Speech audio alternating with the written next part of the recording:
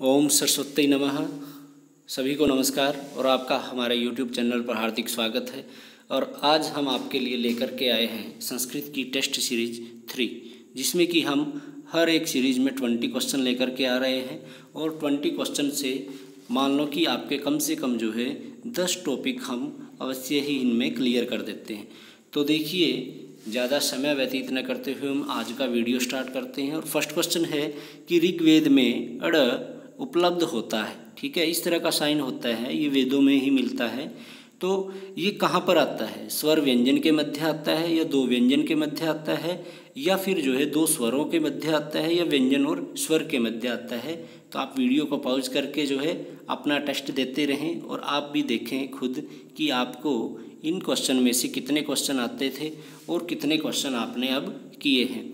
तो देखिए, ऋग्वेद में अड़ शब्द जो वर्ण है ये कहाँ पर आता है? ये आता है दो स्वरों के मध्य में।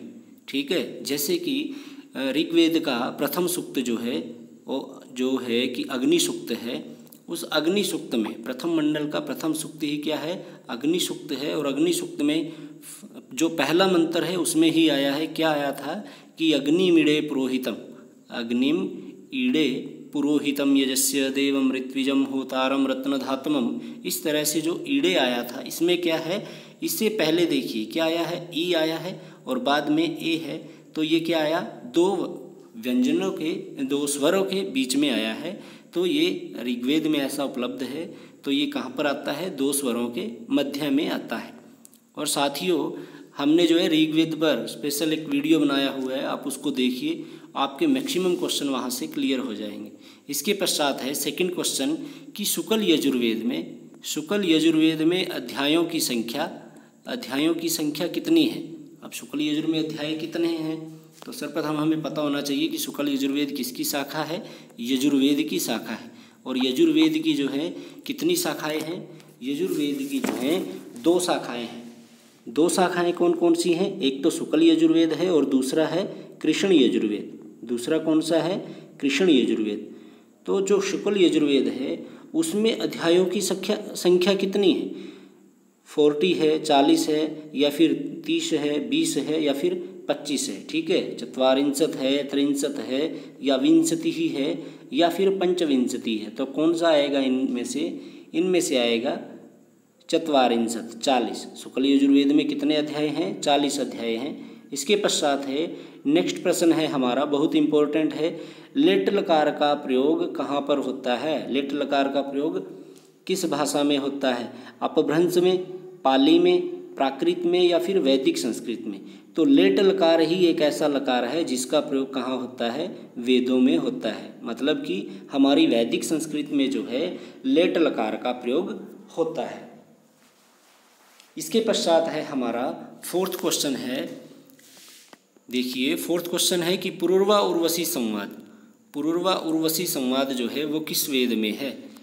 यजुर्वेद में है, ऋग्वेद में है, और सी ऑप्शन है इसका सामवेद में है। और नेक्स्ट पेज पर है, नीचे दिखाई नहीं देगा तो मैं यहीं लिख देता हूँ, सामवेद में है या फिर अथर्ववेद में है। तो इनमें से किस वेद में है? पुरूर्वा उर्वशी संवाद। तो पुरूर्वा उर्वशी संवाद वो किस में है बताइए? तो पुरूर्वा उर्वशी वो किस में है? वो है ऋग्वेद में। और ऋग्वेद में कौन से मंडल में है? 10वें मंडल का 95वां सूक्त वो कौन सा है? पुरूर्वा उर्वशी संवाद सूक्त है। और वेद में, ऋग्वेद में कई सारे हमारे संवाद सूक्त हैं, जैसे कि यमयमी आता है। हमें पता होना चाहिए उनके बारे में भी कि जो यमयमी संवाद सूक्त है उसकी संख्या कितनी है? 10। ठीक है, मतलब कि 10वें मंडल का 10वां सूक्त है। इसी तरह से शर्मापणी आता है, शर्मापणी की 100 वो आता है 10वें मंडल का 108वां। और इसी तरह से विश्वामित्र नदी संवाद सूक्त आता है, जो कि कौन से मंडल से लिया गया है? विश्वामित्र नदी संवाद सूक्त आता है 3रे मंडल का 33वां सूक्त। तो देखिए, जो पुरूर्वा उर्वशी संवाद है उसकी संख्या है 1095। ठीक है, मतलब कि यह 10वें मंडल का 95वां सूक्त है। और इसमें टोटल 18 मंत्र हैं। कितने मंत्र हैं? 18 मंत्र हैं। और किस छंद में है ये? त्रिष्टुप छंद में। त्रिष्टुप छंद में है। तो लास्ट वीडियो हमने जो बनाया था उसमें मैंने आपको एक छंदों से संबंधित जो वैदिक छंद हैं उनसे संबंधित एक ट्रिक बताई थी। सिर्फ उस ट्रिक से ही आप जो हैं इन सारे छंदों को ज्ञात कर सकते हैं, किस छंद में कितने वर्ण होते हैं, इस तरह से। इसके पश्चात है हमारा फिफ्थ क्वेश्चन है भवदीय।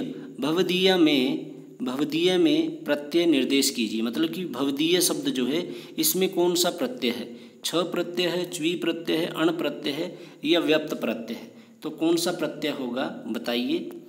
तो भवदीय में जो है छ प्रत्यय है। कौन सा प्रत्यय है, छ प्रत्यय है।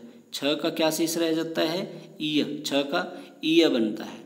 ठीक है, एक सूत्र आता है वो है आयने यह और क्या है ख ढ ख फ आएगा, फ ढ ख छ घाम। ठीक है, इस तरह से वो सूत्र आता है, आप देख लीजिए उसको, लघु सिद्धांत कौमुदी में प्रत्यय में दिया हुआ है। इसके पश्चात है क्वेश्चन नंबर 6 है कि महाकाव्य में सर्गों की न्यूनतम संख्या कितनी है। तो महाकाव्य किन में आते हैं, रूपक में आते हैं। ठीक है, महाकाव्य में जो है कितने सर्ग होते हैं, महाकाव्य में सर्गों की संख्या होती है, मिनिमम पूछी गई है। तो क्या आंसर आएगा इसका, अधिकतम जो है 10 होते हैं और मिनिमम 8 होते हैं। और जो इसका नायक होता है वो उदात्त गुणों से युक्त होता है। किन गुणों से युक्त होता है, उदात्त गुणों से युक्त होता है। जैसे कि हमारे महाकाव्य हैं, कौन कौन से हैं, लघुत्रयी है, वो महाकाव्य ही तो हैं। ठीक है, इसके पश्चात जो है पृथ्वी सूक्त है। पृथ्वी सूक्त किस वेद में है, तो किस वेद में है वो, अथर्व वेद में, शुक्ल यजुर्वेद में, कृष्ण यजुर्वेद में या फिर ऋग्वेद में। तो पृथ्वी सूक्त किस वेद में है, वो है अथर्व वेद में। तो साथियों हमने अथर्व वेद पर भी एक स्पेशल वीडियो बनाया हुआ है, आप प्लेलिस्ट में जाइए और प्लेलिस्ट में जा कर के जो लिटरेचर से संबंधित हमने एक प्लेलिस्ट बनाई हुई है उसमें जो है वो सभी मिल जाएंगे। अथर्ववेद संबंधित, वेदांत से संबंधित है तो वेदांत से इसी नाम से जो है एक प्लेलिस्ट बनाई हुई है, उसमें आप इनको देख सकते हैं। तो पृथ्वी सूक्त किससे संबंधित है, अथर्ववेद से संबंधित है। और इसके ऋषि कौन है, पृथ्वी सूक्त के ऋषि कौन है, अथर्वा ऋषि हैं। कौन है, अथर्वा ऋषि हैं। और इसमें मंत्र कितने हैं, 63 मंत्र हैं इसमें। और वो किसमें छंदबद्ध है, त्रिष्टुप छंद में। ठीक है, कौन से छंद में है, त्रिष्टुप छंद में। इसके पश्चात है क्वेश्चन नंबर 8, मालती माधव का लेखक है। मालती माधव के लेखक कौन है, भास हैं, भवभूति हैं या भट्ट नारायण है या शूद्रक है।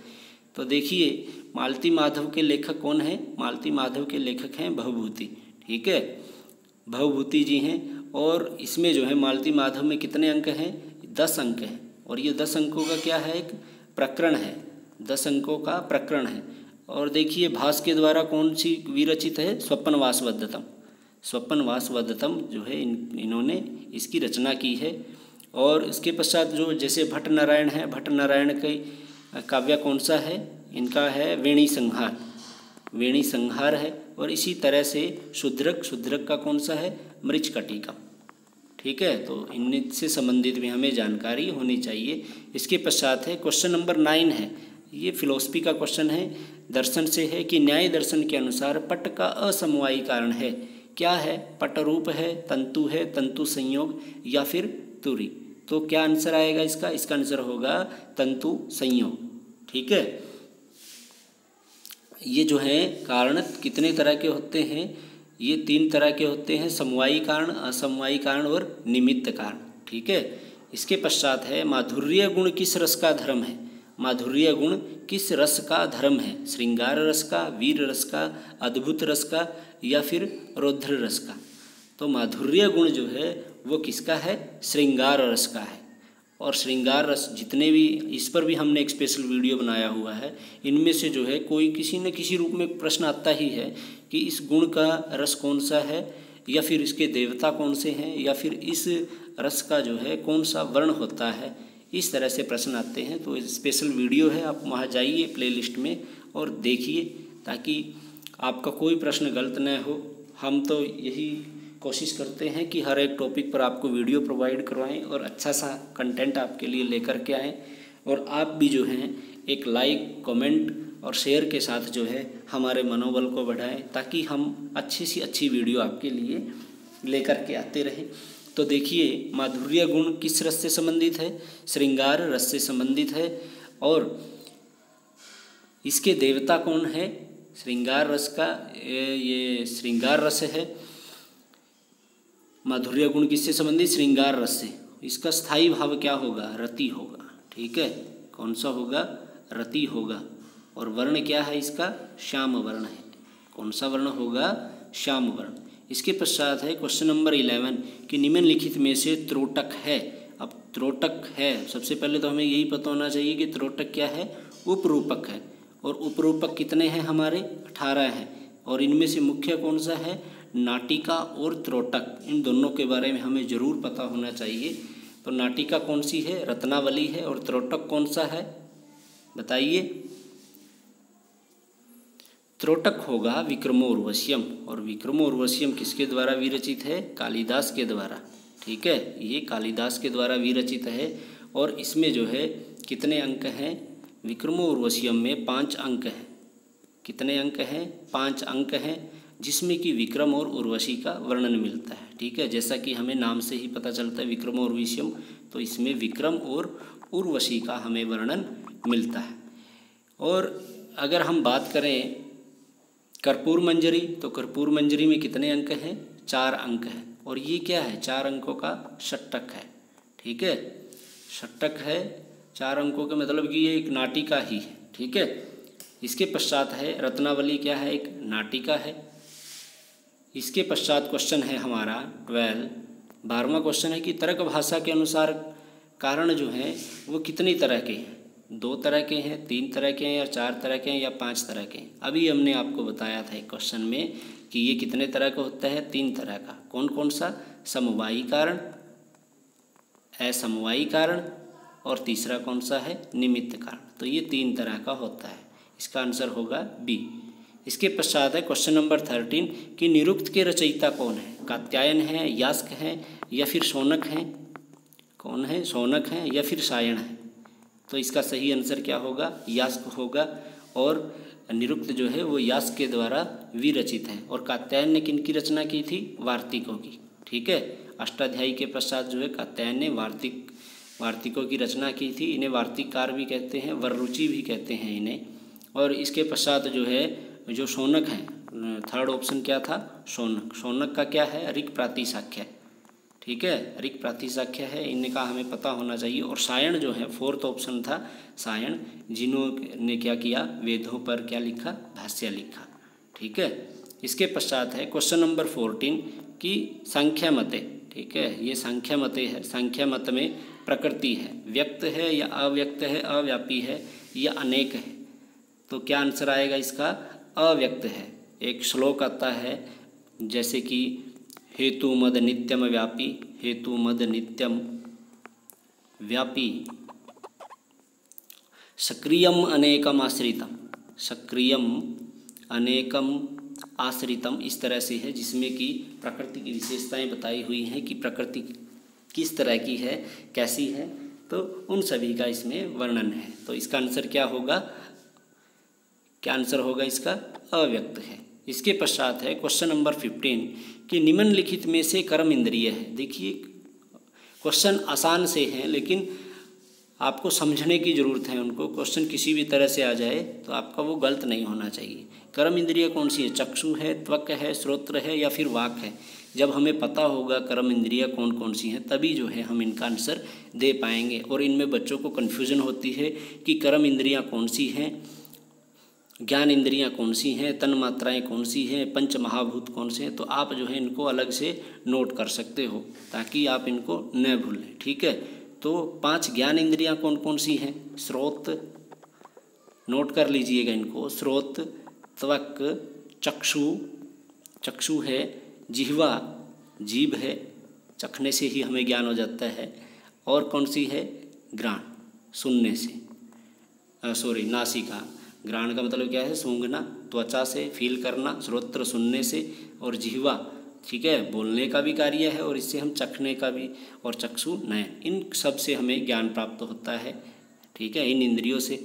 अगर हम कर्म इंद्रियों की बात करें, ठीक है, तो कर्म इंद्रियां कौन कौन सी हैं हमारी? वाक, पाणी, पाद, पायु और उपस्थ, ये, ठीक है, पाद, पायु और उपस्थ। तो हमारा क्वेश्चन क्या था कि इनमें से कौन सी कर्म इंद्रिय है? तो इन 5 में से कौन सी है? देखिए ऑप्शन में वाक, पाणी, पाद, पायु, उपस्थ। तो क्या आएगा? आंसर आएगा इसका वाक। ठीक है, इसके पश्चात है क्वेश्चन नंबर 16 कि प्रायेण अन्य पदार्थः, प्रायेण अन्य पदार्थः, ये किस समास का लक्षण है? लास्ट वीडियो में भी हमने इसको डिटेल से बताया था, ताकि क्वेश्चन किसी भी तरह से आ जाए आपको उनका पता होना चाहिए। ठीक है, अव्ययी भाव है या तत्पुरुष है या केवल समास है या फिर बहुव्रीहि समास? प्रायेण, प्रायः अन्य पद प्रधान, पदार्थ प्रधान है जिसमें अन्य पद प्रधान हो। एक होता है पहला पद प्रधान हो, जिसमें पहला पद, ठीक है। अब देखिए वर्णमाला का पहला वर्ण क्या होता है? अ, जिसमें अ आए, अ से शुरू होने वाला समास कौन सा है? अव्ययी भाव समास। तो अव्ययी भाव समास में पहला पद प्रधान भी होगा और अव्यय भी होगा। अब तत्, तत् का मतलब क्या है? वह कौन? कोई दूसरा। तो इस तत्पुरुष समास में कौन सा होता है? दूसरा पद प्रधान होता है। और बहुव्रीहि समास कौन सा होगा? जिसमें कोई अन्य पद प्रधान होगा। तो इसका आंसर क्या आएगा? 16 का डी, बहुव्रीहि समास। इसके पश्चात है किस रचना का विभाजन निश्वासों में है? किस रचना का विभाजन निश्वासों में है? काव्य प्रकाशः, ध्वन्यालोकः, और सी ऑप्शन है हमारा नल चंपू, नल चंपू या फिर शिवराज विजय। ठीक है, शिवराज विजय। तो इन चारों में से हमारा क्या आंसर होगा? निश्वासों में है शिवराज विजय, ऑप्शन नंबर डी। शिवराज विजय जो है वो निश्वासों में है। और ये किसके द्वारा विरचित है? शिवराज विजय जो है, शिवराज विजय, ये इसका सही आंसर है डी। किसके द्वारा विरचित है? पंडित जो है अंबिका दत्त के द्वारा, पंडित अंबिका दत्त के द्वारा ये विरचित है। और इसमें कितने विराम हैं? 3 विराम हैं और 12 निश्वास हैं। कितने? 12 निश्वास हैं। देखिए बिल्कुल आसान सा लग रहा था हमें देखने में, लेकिन जब निश्वासों की बात आई तो हमें कन्फ्यूजन हो गई कि ये किस में होते हैं। ठीक है, सारे ऑप्शन हमें एक जैसे दिखाई दे रहे थे, जैसे काव्य प्रकाश, ध्वन्यालोक। ध्वन्यालोक में उद्योत हैं, ठीक है, 4 उद्योत हैं इनमें। इसके पश्चात जो क्या आंसर आएगा इसका? डी आंसर है शिवराज विजय। नेक्स्ट पेज पर थे ऑप्शन। तो देखिए इसके पश्चात है क्वेश्चन नंबर 18, वान्तोयी प्रत्यय का उदाहरण है। वान्तोयी प्रत्यय, इसका उदाहरण क्या है? नायकः, पावकः, नाव्यम या विष्णवे। तो इसका सही आंसर क्या होगा? इसका आंसर होगा नाव्यम। ठीक है, वान्तोयी प्रत्यय में क्या होगा? वान्तो, ओ, ठीक है, ओ या औ के बाद क्या हो? यकार आदि प्रत्यय हो। ठीक है, यकार आदि प्रत्यय आए तो क्या होगा? ओ को क्या हो जाएगा? अब हो जाएगा। और औ को क्या हो जाएगा? आव हो जाएगा। तो हमें इन सूत्रों का पता होना चाहिए। ये सभी कहाँ से हैं? लघु सिद्धांत कौमुदी से ये लिए गए हैं। ठीक है, और बाकी जो हैं किसके हैं? एचो अयवायवः के हैं। इसके पश्चात है प्रियम वदति। प्रियम वदति इस अर्थ में शुद्ध प्रयोग है। प्रियम वदति कि प्रिय बोलने वाले को जो है क्या कहते हैं? प्रियम वदः, प्रियवाक, प्रियवद, प्रियवचः। तो इसका सही आंसर क्या होगा? प्रियम वदति इति प्रियम वदः। ठीक है, ये आएगा प्रियम वदति इति प्रियवदः। इसके पश्चात है क्वेश्चन नंबर 20, लास्ट क्वेश्चन है हमारा। साथियों, आपको हमारा वीडियो कैसा लग रहा है हमें कमेंट बॉक्स में ज़रूर बताइएगा। और वीडियो को ज़्यादा से ज़्यादा शेयर कीजिए, लाइक कीजिए और कमेंट्स दीजिए, ताकि हमारा मनोबल भी बढ़े और हम आपके लिए नए से नए कंटेंट पर और अच्छी से अच्छी वीडियो लेकर के आएँ। देखिए क्वेश्चन नंबर 20 क्या है कि नाटक में संधियों की संख्या है। संधियों की संख्या कितनी है? तो पहले तो हम आपको बता देते हैं कि संधियाँ कितनी तरह की हैं? 5 तरह की हैं। इसका आंसर क्या आएगा? 5, बी ऑप्शन इसका सही होगा। और वो 5 संधियाँ कौन कौन सी हैं? मुख, प्रतिमुख, जो हमारी व्याकरण है ना उससे बिल्कुल अलग है। मुख, प्रतिमुख, गर्भ है, गर्भ, और विमर्श, और एक आता है निर्वहन। ठीक है, निर्वहन। तो ये 5 संधियाँ हैं। और अगर हम 5 संधियों के उपभेद की बात करें तो इसके कितने उपभेद हैं? 64 उपभेद हैं। और अगर हम देखें 64 उपभेद कैसे हुए? मुख के 12 हैं, मुख प्रतिमुख के 13 हैं, और फिर गर्भ के 12 हैं, और मुख प्रतिमुख गर्भ विमर्श के 13 और निर्वहन के 14। तो टोटल ये कितने भेद हो जाते हैं? 64 उपभेद हो जाते हैं। तो साथियों, ये था हमारा आज का वीडियो, हमारी टेस्ट सीरीज़ थी 3। तो आपको ये कैसी लगी हमें कमेंट बॉक्स में ज़रूर बताइएगा। और आप सभी का हमारी वीडियो को देखने के लिए और हमारे चैनल को सब्सक्राइब करने के लिए धन्यवाद। वीडियो को ज़्यादा से ज़्यादा शेयर कीजिए। धन्यवाद।